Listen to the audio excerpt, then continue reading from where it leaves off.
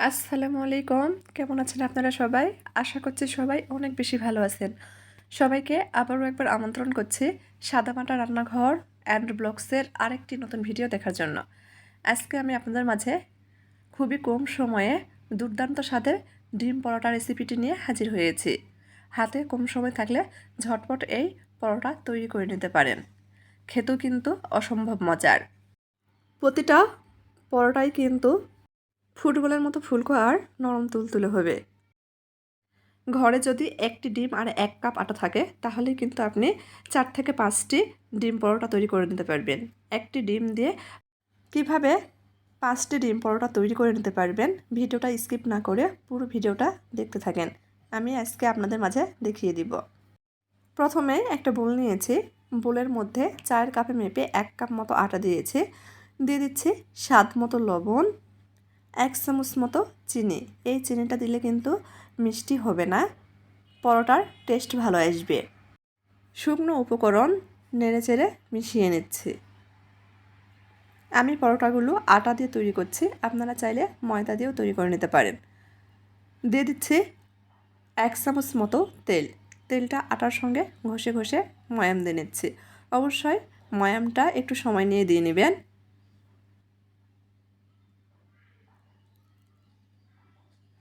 ভিডিওর প্রথমেই আপনাদের অনুরোধ করছি, যারা ভিডিও দেখছেন তারা প্লিজ একটা লাইক দিয়ে পুরো ভিডিওটা দেখার চেষ্টা করবেন। ময়াম দেওয়া হয়ে গেছে, মুঠি করলে মুঠি হয়ে যাচ্ছে, ভেঙে দিলে ঝুরঝুরে হচ্ছে। এখন অল্প অল্প করে নর্মাল পানি দিয়ে ডো তৈরি করে নেব। ডোটা খুব বেশি শক্তও করব না, আবার অনেক বেশি নরমও করব না।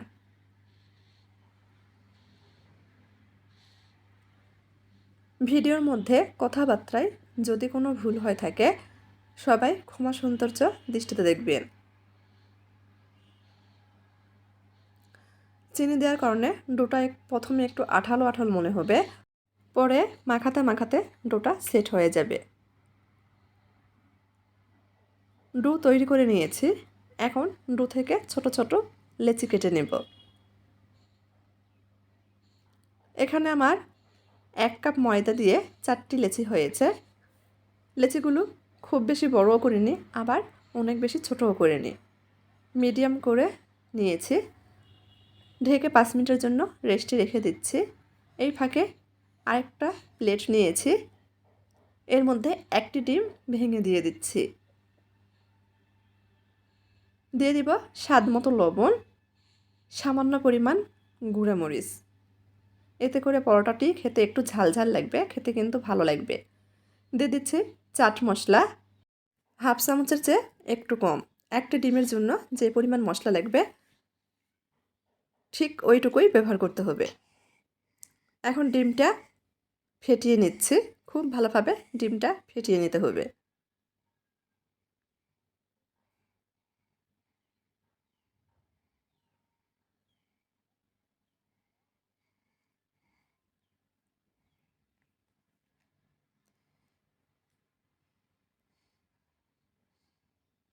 আজকের ভিডিও দেখে আপনারাও কিন্তু একটি ডিম দিয়ে 4 থেকে 5টি ডিম পরোটা অনায়াসে তৈরি করে নিতে পারবেন, তাও আবার খুবই কম সময়ে।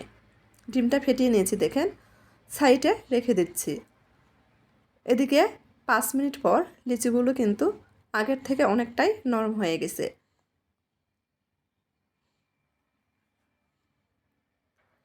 পিড়ে নিয়েছি, সামান্য পরিমাণ আটা ছড়িয়ে দিব।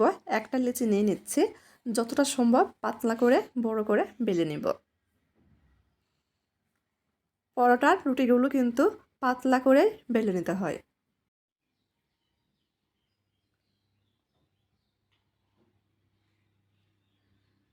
যতটা সম্ভব পাতলা করে বড় করে রুটি বেলে নিয়েছি।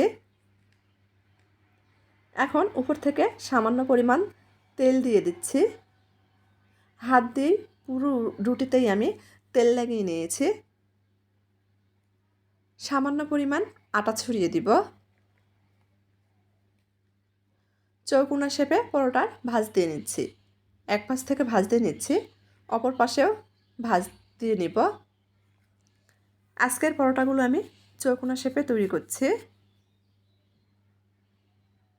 চাইলে গোল শেপও তৈরি করে নিতে পারেন। এভাবেই প্রত্যেকটাই কিন্তু আমি তৈরি করে নিয়েছি। এখন বেলে নিচ্ছি। আবারও যতটা সম্ভব একটু পাতলা করে চারদিকে সমান করে বেলে নিচ্ছে, তবে খুব বেশি পাতলা না। কতটা পাতলা করেছি দেখিয়ে দিচ্ছি। এভাবে পরোটা তৈরি করলে প্রত্যেকটা পরোটাই কিন্তু ফুটবলের মতো ফুলকো হবে আর নরম তুলতুলে। যাদের দাঁত নেই তারাও কিন্তু খুব সহজেই খেয়ে নিতে পারবে, এতটাই নরম তুলতুলে। দেখেন আমি কতটা পাতলা রেখেছি, খুব বেশি পাতলাও না আবার অনেক বেশি মোটাও না। যেহেতু ডিম পরোটা তৈরি করব, এর থেকে বেশি মোটা করে বেলার প্রয়োজন নেই। একইভাবে সবগুলো পরোটাই বেলে নিয়েছি। চুলার উপর আগে থেকেই ফ্রাই প্যান গরম করতে বসিয়ে দিয়েছি। চুলার আঁচ মিডিয়ামে রেখে দিয়েছি। বেলে রাখা একটা পরোটা দিয়ে দিচ্ছি। এক পাশ কয়েক সেকেন্ড ভেজে নিচ্ছি। উল্টিয়ে দিয়েছি, অপর পাশেও কয়েক সেকেন্ড ভেজে নেব। যখন হালকা হালকা ফুলে উঠবে আবারও উল্টিয়ে দিয়েছি। পরোটা উঠিয়ে নিয়েছি। ফ্রাই প্যানে সামান্য পরিমাণ তেল দিয়ে দিচ্ছি। পরোটাটি আমি ডিমের মিশ্রণের মধ্যে দিয়ে দিচ্ছি। এই পাশ ওপাশ খুব ভালোভাবে ডিমের মিশ্রণটা লাগিয়ে নেব। তেলটা পুরো ফ্রাই প্যানে দিয়ে নিয়েছি খুন্তি দিয়েই। এই পাশ ওপাশ খুব ভালোভাবে ডিমের মিশ্রণ লাগিয়ে নিয়ে আবারও তেলের উপর পরোটাটি দিয়ে দিলাম। দেখেন পরোটা কিন্তু ফুলতে শুরু করেছে। খুন্তি দিয়ে একটু চেপে চেপে ভেজে নিলে পুরো পরোটা ফুলে উঠবে। এই পরোটাগুলো ভাজার ক্ষেত্রে খুব বেশি তেলের প্রয়োজন হয় না, সামান্য তেলেই কিন্তু ভেজে নিতে পারেন। হাফ চামচ মতো তেলেই কিন্তু একটা করে পরোটা ভেজে নেওয়া যাবে। আমি কিন্তু আর বাড়তি কোনো তেল দিইনি, প্রথমে যে তেল দিয়েছি সেই তেলেই কিন্তু পরোটাটি ভেজে নিচ্ছি। আর কতটা ফুলকো হয়েছে মাশাআল্লাহ, দেখেই বোঝা যাচ্ছে। এভাবে সবগুলো পরোটাই ভেজে নিব।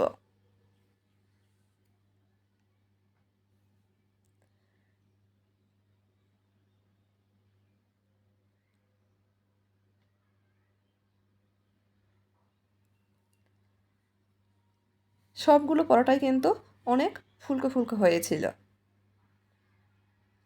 আবারও একটা পরোটা এপাশ ওপাশ কয়েক সেকেন্ড করে সেঁকে নিয়েছি। হালকা ফুলে উঠলে পরোটা উঠিয়ে নিয়েছি। ফ্রাই প্যানে হাফ চামচ মতো তেল দিয়েছি। পরোটাটি ডিমের মিশ্রণে দিয়ে এপাশ ওপাশ খুব ভালোভাবে ডিমের মিশ্রণ লাগিয়ে নিয়েছি। তারপর আবারও ফ্রাই প্যানে তেলের মধ্যে দিয়ে দিয়েছি। খুন্তি দিয়ে হালকা চেপে চেপে ধরে পরোটাগুলো ভেজে নিলেই কিন্তু ফুলে উঠছে। দেখতেই পাচ্ছেন কতটা ফুলকো ফুলকো হয়েছে। এতটা ফুলকো ফুলকো হয় যে এক পাশ থেকে হাওয়াগুলো বের হয়ে যাচ্ছিল। এভাবেই সবগুলো পরোটাই ভেজে নিয়েছি। আমি প্রথমে আপনাদের বলেছি একটা ডিম দিয়ে 4 থেকে 5টি পরোটা ভেজে নিতে পারবেন। কিভাবে তা আজকে আমি সরাসরি আপনাদের দেখিয়ে দিচ্ছি। আমি সর্বশেষ পরোটা ভেজে নিচ্ছি।